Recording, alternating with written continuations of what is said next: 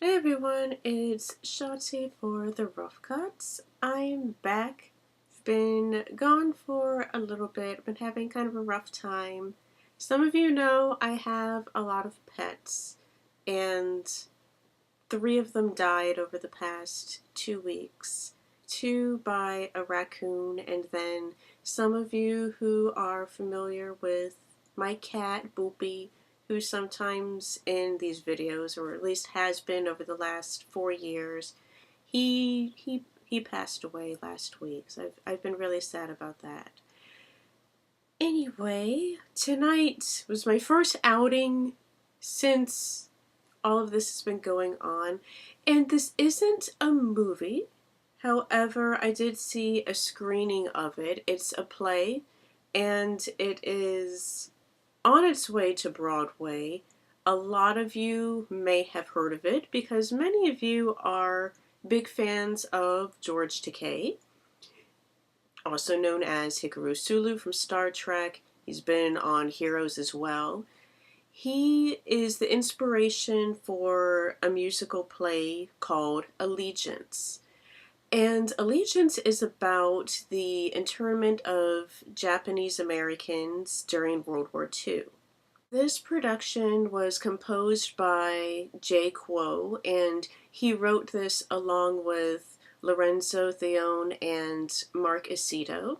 And they were inspired by George Takei's retellings of his experiences during his 4 years that he was at an internment camp when he was a child, and what it did to his family, and how that influenced his relationship between him and his father as he was growing up. So a lot of that you see in this production. This story focuses on the Kimura family, who are artichoke farmers in Salinas, California during World War II. And this is just before, during, and after the bombing of Pearl Harbor. Now, they were very successful farmers. They had had this farm for 20 years. And then when Pearl Harbor was bombed, the American government seized all of the Japanese living in the United States, and they put them in internment camps throughout the country. So that is the setting for this particular story, how their lives were affected by the internment camp, and also a loyalty questionnaire. Now, the loyalty questionnaire is really a big turning point in both this production and in actual history, because it focuses mostly on 2 questions, like famously known as question 27 and question 28.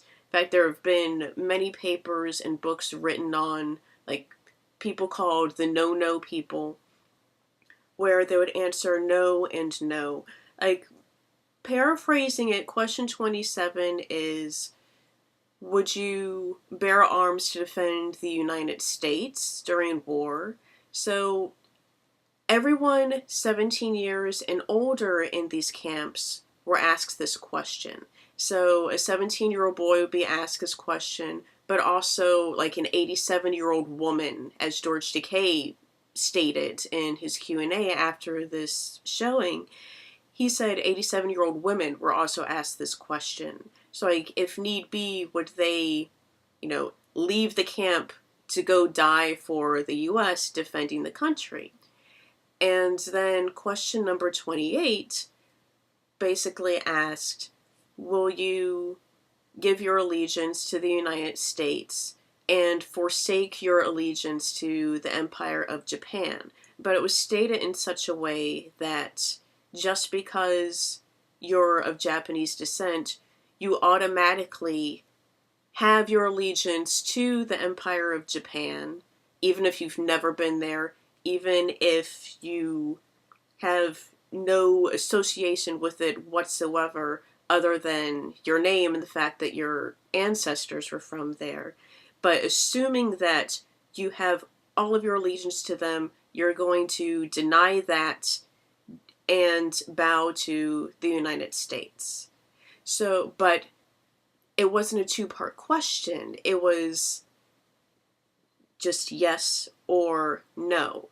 So if you were to answer yes, that means, yes, I will give my allegiance to you. Many of them had no problem with that. It was the second half of the question that was extremely offensive. I mean, that would almost be like saying to like a German during that time living in the US, just because you're German, you automatically follow Hitler. So we know you follow Hitler, but forget that and come to us. So it's very offensive in how it was worded. So they want to say no because they didn't have any association with Japan. But on the other hand, yes, they believed in the US and they would give their allegiance, but they didn't want to associate themselves with that second half of the question, many of them. However, if you answered no to the question, you would be sent off to different prison work camps. And so that's a big, big sore point for a lot of people, because when they arrived at these camps, they were stripped of their dignity and also their freedoms, but then you're adding insult and injury with these loyalty questionnaires. And in fact, George Takei was saying after the production, when they were doing this in San Diego, which has a very large Japanese population, a lot of people approached them afterwards and they were saying how their parents were in these camps, but they had no idea that they were ever given a questionnaire. In fact, many of them didn't even know about internment camps until later on in life, when like they learned about it in school or saw something on it on television and asked their parents about it, because it was such a sore point that, like, culturally, they just didn't talk about it. They wanted to forget that it ever happened. And so that sort of thing, it's really, really sad. And a lot of schools don't even teach about the Japanese internment during and after the war. Because I remember in school, it was just not even a page in our history book where we learned about it. But it's a very dark point in our history. And this production, it tells a story so well. So right now it's on tour. The music is wonderful. Salonga, Telly, Leung, Nakauchi, they give such wonderful, heartfelt performances. Just, it's really, really glorious. And I got to see some of the newer production numbers that they're doing that are different from the San Diego production as they're getting ready for Broadway. And it's going to be really exciting. So it's definitely something to look forward to. Right now they are touring the US with this. So if it's showing in your town, and I will put a link up underneath.